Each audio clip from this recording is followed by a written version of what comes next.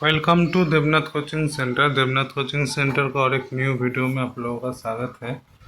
आप लोग देख सकते हैं मैं अभी हेल्का हेल्का जो हिंदुस्तान ऑर्गेनाइटिक्स लिमिटेड है उसका एक पीडीएफ के ऊपर हूँ जो अम, करवा अमेठी से मतलब जो उत्तर प्रदेश में है उसके तरफ से एक वैकेंसी निकल के आ रहा है।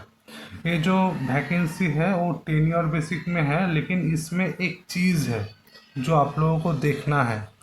इसमें जो टेन्योर बेसिक में वैकेंसी आया है उसमें भी कुछ टर्म एंड कंडीशन है। जो वैकेंसी आया है ये इसमें अगर आप लोगों का सिलेक्शन होता है तो ये मान के चल सकते हो कोई आप लोगों को निकाला नहीं जाएगा। देखिए इस पॉइंट से आप लोग समझ सकते हो। देखिए ये लिखा है, जो करवा invites application from eligible candidate in the prescribe from the following post of tenure basic for a period of 4 years. मतलब 4 साल का आपका टेन्योर बेसिक में जो वैकेंसी है वो निकाला गया है। Extended from time to time require basic in the non executive cadre extendable at the description of management as per health rule. देखिए एक चीज़ को आप लोग ध्यान दीजिए, 4 साल का तो आपका टेन्योर बेसिक का जॉब है, लेकिन इधर एक चीज़ बोला है time to time requirement basic आप लोगों का जो वैकेंसी है वो एक्सटेंड कर दिया जाएगा। ये चीज़ कहीं पर भी मेंशन नहीं रहता है। हेल का जितना भी वैकेंसी अभी तक आया है सिर्फ लिखा रहता है कि टेन्योर बेसिक में फॉर्म आया है 3 साल का 4 साल का ऐसे ऐसे करके। 3 साल का हो जाता है वो बाद में लिखा रहता है 1 साल का और इंक्रीज हो सकता है, लेकिन ये जो चीज़ है ना एक्सटेंड होगा time to time require basic में, मतलब बोल ही दिया है कि जितना टाइम आगे जाएगा उसका आपका जो टेन्योर है वो बढ़ता चला जाएगा। ठीक है, तो मैं सभी से रिक्वेस्ट करूँगा कि इस फॉर्म को सभी कैंडिडेट को फिल करना चाहिए। ठीक है, इसका जो डेट है वो 18 तारीख को निकल के आया था। आप लोग देख सकते हैं आज 20 तारीख है। कौन सा पोस्ट में वैकेंसी आया है मैं थोड़ा आप लोगों को जो ITI पास कैंडिडेट है उनके ऊपर लेकर चलता हूँ। देखिए ऑपरेटर पोस्ट इलेक्ट्रॉनिक्स का 6 पोस्ट है, इलेक्ट्रिकल का 4 पोस्ट है, टर्निंग का 2, जो फिटिंग है वो फिटर से है। ठीक है, वेल्डिंग का 1, ये आपका ITI का पोस्ट है। ठीक है, आप लोग कैटेगरी वाइज इधर देख सकते हो। जनरल का 5, EWS का 1, OBC का 6, SC का 4, टोटल 16 पोस्ट है। इनमें से फिटर 2 पोस्ट है। ठीक है, आप लोग इधर देख सकते हो। तो मेन जो चीज़ है वो थोड़ा मैं आप लोगों को दिखा देता हूँ। देखिए ये जो ऑपरेटर फिटिंग है, ठीक है, स्केल C5 के अंदर आता है। इसमें क्या होना चाहिए, एक तो आपका नेशनल अप्रेंटिसशिप सर्टिफिकेट होना चाहिए 3 साल का। ठीक है, फिटर टेट से, और फिर ये होना चाहिए आप लोगों का ITI होना चाहिए फिटर टेट से, और उसके साथ NAC होना चाहिए, मतलब नेशनल अप्रेंटिसशिप सर्टिफिकेट होना चाहिए जो NCTVT से हो 1 साल का। मतलब एक तो NAC होना चाहिए 3 साल का। ठीक है, अगर ये ना हो तो ITI होना चाहिए, उसके साथ 1 साल का अप्रेंटिसशिप होना चाहिए। ठीक है, ये आपका क्राइटेरिया है। लेकिन इधर ऐसा कुछ नहीं बोला है कि आपका अप्रेंटिसशिप हेल्थ से ही होना चाहिए, ऐसा कुछ नहीं है। कहीं से भी आप लोग अप्रेंटिसशिप कर सकते हो, बस वो NCTVT से होना चाहिए। ठीक है, टर्निंग से मतलब टर्नर्स से भी सीट है, वेल्डिंग से भी सीट है, वेल्डर से। ठीक है, आप लोग देख सकते हैं सभी वैकेंसी इधर दिया हुआ है, आप लोग इधर देख लीजिएगा। देखिए इलेक्ट्रॉनिक्स का कितना अच्छा वैकेंसी आया है, 44 पोस्ट है इलेक्ट्रॉनिक्स का। ठीक है, आप लोग सोच सकते हैं कितना अच्छा वैकेंसी है। वेल्डर का 1 सीट है। ठीक है, तो इसके बाद मैं आप लोगों को जो मेन चीज़ है, तो इधर आप लोगों ने सब कुछ देख लिया ITI पास कैंडिडेट का कितना कितना है। ठीक है, इधर सब कुछ दिया हुआ है। ठीक है, जो मेन है देखिए इधर आपका इलेक्ट्रॉनिक्स का है 6, इलेक्ट्रिकल का 4, टर्नर का 2, फिटर का 2, वेल्डिंग का 1, सब कुछ मैंने बोल दिया। इधर इलेक्ट्रॉनिक्स का भी एक निकल का आया है, 44 सीट है। इलेक्ट्रो प्लेटिंग का एक सीट है, वेल्डर का एक सीट है, ठीक है। आईटीआई का इतना इतना सीट है। और क्वालिफिकेशन क्या है वो तो मैंने बोल ही दिया। तो और क्या चीज़ है वो थोड़ा देख लेते हैं। देखिए इधर भी बोल दिया है कि आप लोगों का क्वालिफिकेशन आईटीआई और एनएससी हेयर वुड भी मेन रेगुलर होना चाहिए, full time course after 10th standard. मतलब 10th हो जाने के बाद आप लोगों का एनएससी नेशनल मतलब नेशनल अप्रेंटिसशिप सर्टिफिकेट और आईटीआई होना चाहिए 10th पास कर जाने के बाद। ऐसा नहीं कुछ बोला है कि आप लोगों का जो अप्रेंटिसशिप है वो हेल से ही होना चाहिए, आप लोग कहीं से भी कर सकते हो, बस वो एनसीटीवीटी से किया हुआ होना चाहिए। आपका जो एज है वो 28 साल होना चाहिए।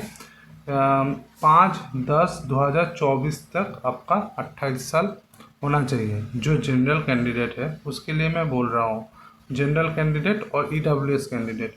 और बाकी जो ओबीसी एससी एसटी है उन लोगों को एज पर गवर्नमेंट रूल जैसे एज रिलैक्सेशन मिल जाता है ऐसा आपका मिल जाएगा, ठीक है।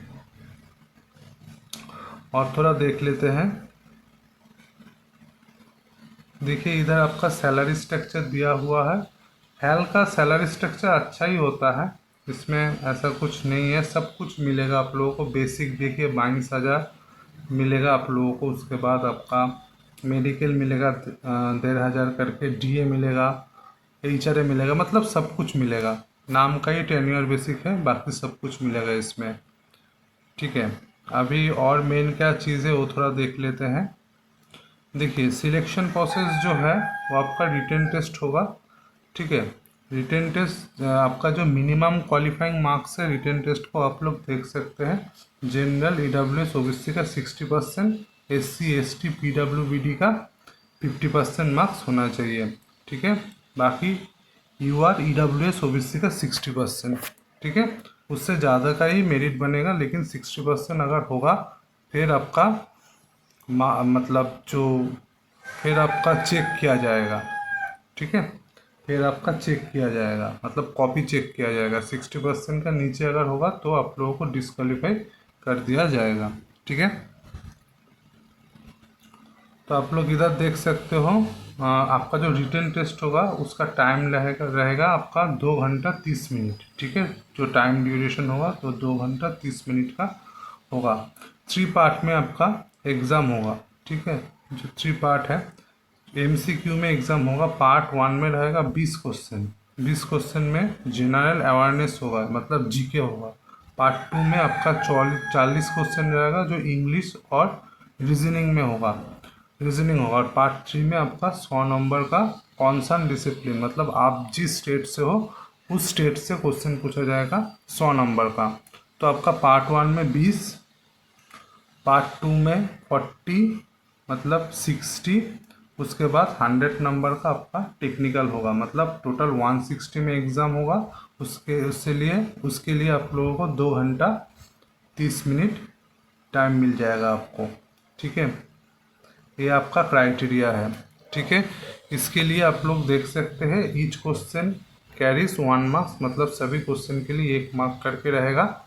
Each and there is no negative mark, इसमें कोई भी नेगेटिव मार्किंग नहीं है, ठीक है। तो एग्ज़ाम पैटर्न के बारे में भी मैंने बोल दिया कैसे क्या होना है। Candidate who qualify the written test there will be call for document verification in merit order of merit, merit के आधार में उसके बाद आप लोगों को डॉक्यूमेंट वेरिफिकेशन में बुलाया जाएगा, ठीक है। सिर्फ एक ही है, एक एग्ज़ाम है, उसके बाद आपका डॉक्यूमेंट वेरिफिकेशन होगा, ठीक है।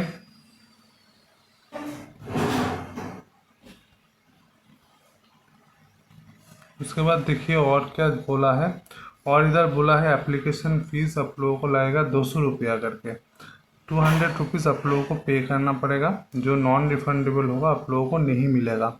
एग्जामटेड कैटेगरी जो है एससी एसटी पीडब्ल्यूबीडी, एक सर्विसमैन ऑफ हेल का एक serviceman and candidates sponsor by employment exchange and जिला सैनिक वेलफेयर बोर्ड, ठीक है।